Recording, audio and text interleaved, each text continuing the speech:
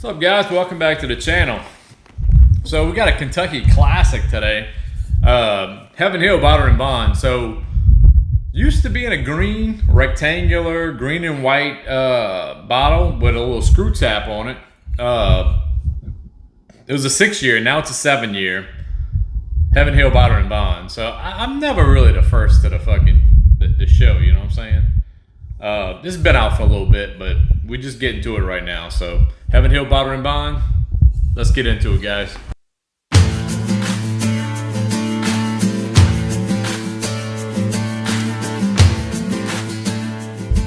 Heaven Hill Bottle and Bond, guys, coming out of Kentucky, 7-year whiskey. New little bottle design.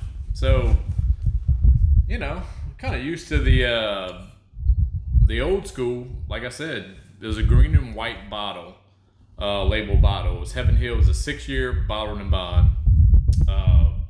They changed. I mean, that used to be $15 a bottle, like insane. It was great whiskey. Now they have, they have the Evan Williams bottle and bond, which is roughly about $17 a bottle. But Heaven Hill, it used to be $15 a bottle for that whiskey. This one runs $52. That's what I paid for it, $52. Times have changed in whiskey. So, 7 years old. Let's get into it. Put a little color on it. So it's a darker, typical bourbon color. It's what you expect from a 7-year bourbon. It's got a nice little bourbon hue to it. On the nose, guys,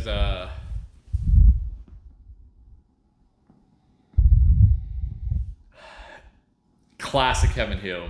So the thing about me, I'm a Scotch guy. Being more of a Scotch guy, I love Scotch whiskey. It's got a lot of flavors in, but when it comes to bourbon in general, I like my classic bourbon. So Heaven Hill Distillery, Wild Turkey Distillery, Buffalo Trace Distillery, Old Forester, the ones who've been there, you know what I mean? Like, they have a classic, iconic characteristic from that distillery, and this definitely has it. So, caramel, obviously, bourbon-wise. It's a darker bourbon. Has those dark bourbon notes. Caramel, corn tortilla, vanilla, a little slight Heaven Hill nuttiness. So when it comes to bourbon, I find nuttiness, first thing that comes to mind. I probably said this on plenty of reviews. Jim Beam, nutty as can be, peanut nutty.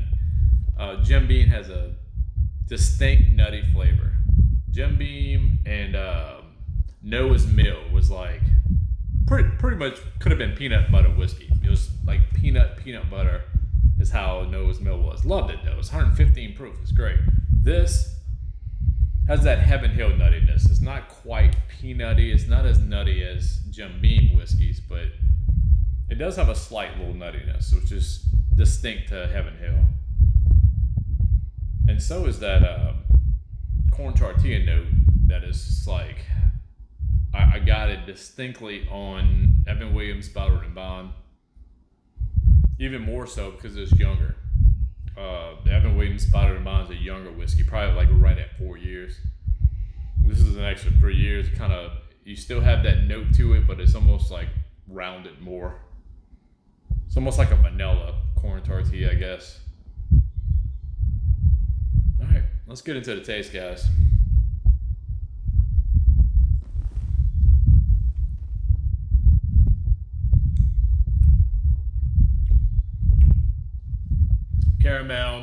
Caramel, corn tortilla right off the bat. You get that note, same note you would get from the nose. You get that Heaven Hill nuttiness.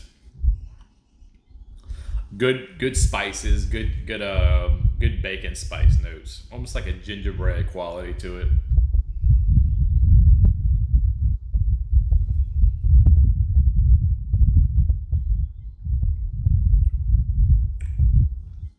It's good for 100 proof. I mean, good mouthfeel to it. finish, decent little finish for a 7-year whiskey. Nothing crazy. Good medium finish, I would say.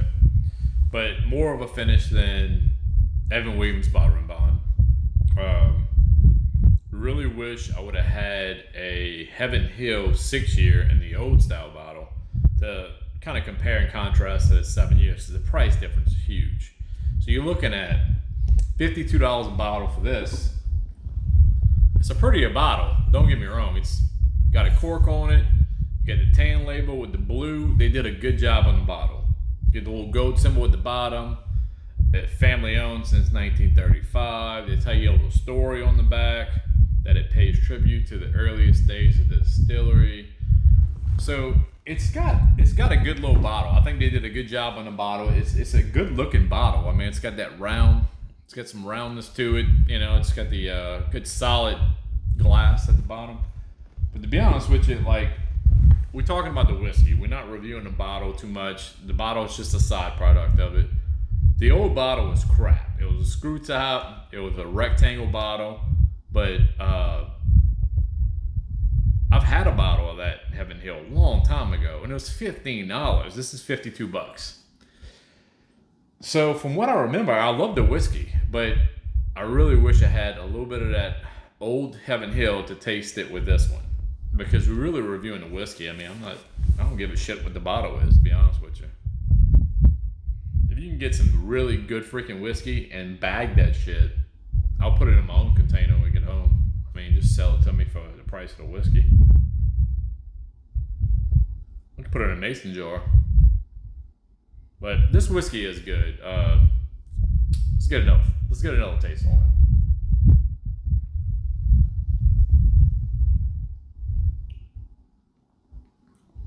And the first thing that comes out is that classic Heaven Hill distinct corn tortilla flavor.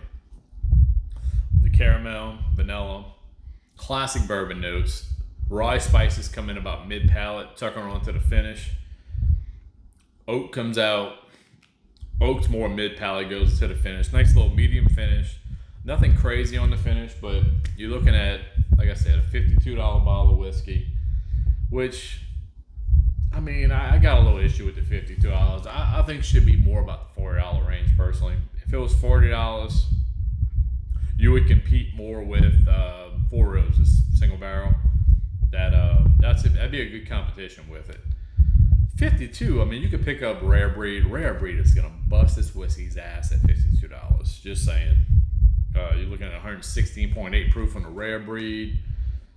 Wild Turkey Distillery. It's got all those good Wild Turkey, like loose cherry notes to it. But this is good though. I mean, for somebody who loves Heaven Hill, I like this. I like the flavor profile on it, but like I said, it's probably a little too expensive for what it is.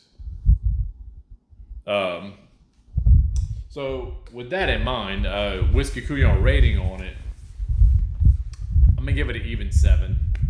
It's good. If you can find it, I would say pick it up. It's $52. It would be better in the $40 range, $40 price range. But $52, it's not bad. I mean, if you like that Heaven Hill profile like I do, that's almost my go-to. Like Elijah Craig Barrel Proof, love it. It's probably one of my favorite whiskeys. It's the same Heaven Hill profile. And if anything, it tastes like, I was talking to Ryan, I was like, man, if they made Elijah Craig small batch at 100 proof, I would probably go for that all day if it was a good price. This almost tastes like it could be that, but it really should be in the $40 range. Especially when the old Heaven Hill that was 6 years was $15. That's a huge price jump, but that's just me. I mean, I know whiskeys went up, and I mean, everything's going up, but whiskey in general, bourbon in general is going up. So that being said, 7 out of 10 is a good rating for it. Falls right kind of in the middle where, yeah, I'd probably buy another bottle of this, but I don't know. It's $52, you know. If you're a Heaven Hill fan, you're gonna like the flavor. If you're just a bourbon guy and you like everything, then there's probably other stuff you could pick up for $52, to be honest with you. But we're gonna go 7 out of 10 right now. It's good today. Good little flavor profile. The mouthfeel is really good. I remember that. When it comes to Evan Williams Bottled and Bond, it's a thinner mouthfeel. Kind of the same flavors, but it has that youthful note, whereas this one's a little bit more rounded, so you can tell it's got a little bit of age on it, and the mouthfeel is better. It's a thicker, kind of more viscous whiskey. But, I mean, you're paying a high price for that, so. But that's about it, guys. Randy from the Whiskey Couyons. If you like what we're doing, like, subscribe. Check us out for more videos. If you've ever had Heaven Hill Bottled and Bond, if you've had the old one or the new one, let us know what it compares, especially if you've had the old one recently, or if you have a current bottle of the old one, you can kind of compare and contrast between the two. Let us know what you think of the new bottle, and catch us on the next video, guys.